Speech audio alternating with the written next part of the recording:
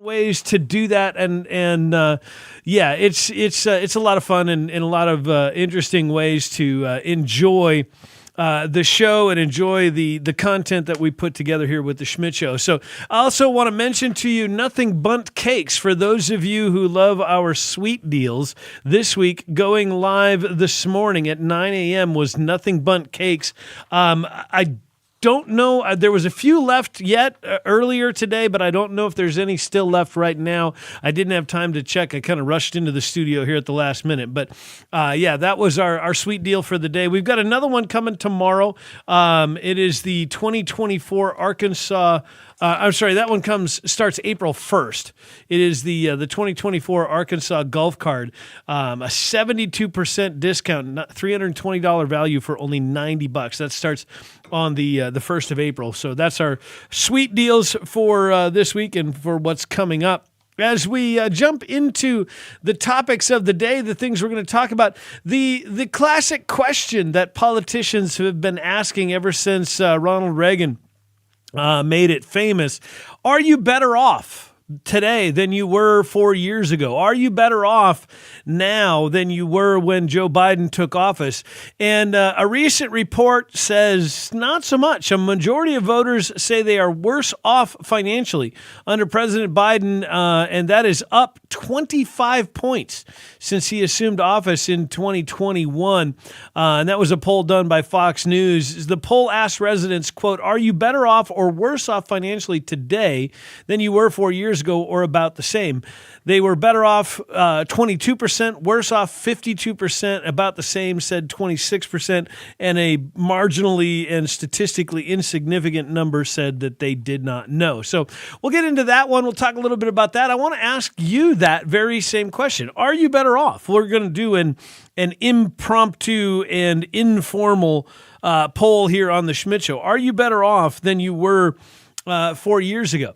And I've talked a little bit about this in the past, that generally I kind of am, but mostly because I took on the responsibility of doing what I could to improve my own life. I moved across the country. I got a job that pays better. My wife got a job that pays better. We intentionally, over years prior, began saving money so that we could purchase a house and all of those sorts of things. So I could say in general that I do believe I am better off than I was 4 years ago, but it really has nothing to do with Joe Biden. It really has nothing to do with the economy, because I feel like, at least for me, and like I said, I'd love to hear from some of you on this as we continue with the show.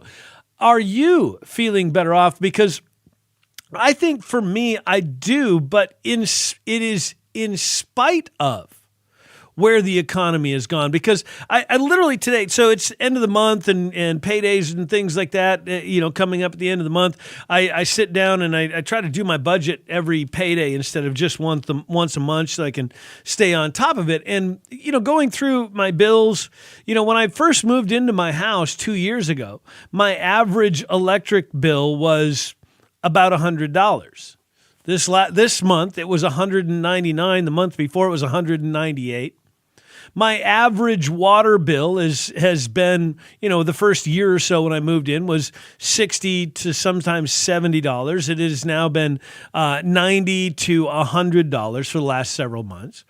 My heating bill, my gas bill, because I have a gas-powered water heater and things, we're averaging, $45-ish a month. And I've recently been seeing $60 to $75 a month. And so even though my cell phone has gone up, I just literally got today, I had to have that discussion because my kids are on my cell phone bill and then they just pay me their portion. Well, I got my bill today. It was $30 higher this month than it was last month. And so start digging into why that's happening. Well, every phone on my plan saw about a 10% increase from $40 a month to $44 a month per line. Now, we get some discounts because my daughter's in the National Guard, and so that offsets some of that. But the reality is, even though I am better off, I can see very clearly lots of areas where things have gotten much, much worse. You've heard me talk about recently the price of groceries. Looking around at places like Costco and Kroger when I go to purchase groceries. What used to get me 6 or 8 bags or 8 or 10 bags of groceries now seems to only get me 3 or 4 bags. And so little things here and there are adding up. I've seen my insurance on my home go up to where my mortgage payment increased by a little over $100 a month. And so while I can honestly say, yes, I am technically better off, I'm in a better financial position than I was 4 years ago. I'm not working nearly as hard as I was when I was working 3 jobs to maintain my radio habit, as I say. And so there are more questions to be asked than just, are you better off? Is the stock market doing better? Because that's the one I hear as well. If it's so bad under Biden, why is the stock market soaring and we're seeing all-time highs in the stock market all the time? Yeah, maybe. But what is inflation doing to the value of the dollars that you're earning? What other indices are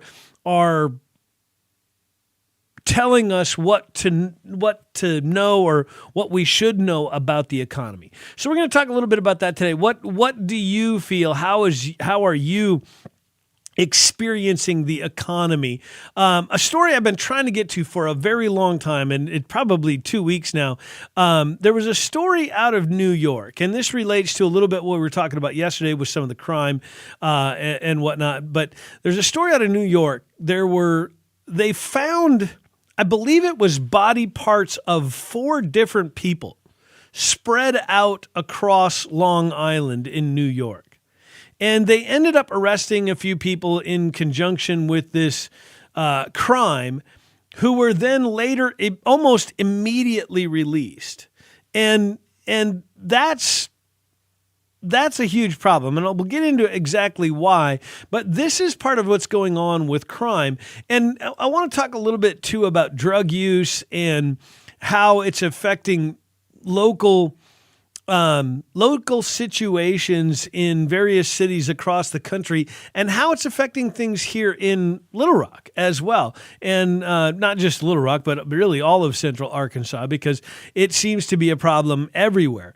It just seems to be worse in some place. So we'll get into all of that today as well, along with a few other stories. Of course, we're keeping an eye on the story about the audit that was done and now this latest revelation that Governor Sanders potentially offering a quid pro quo to someone with a potential job on the parole board and things like that. So we'll get into all of that today as we continue with the Schmidt Show next on News Radio 102.9 KARN.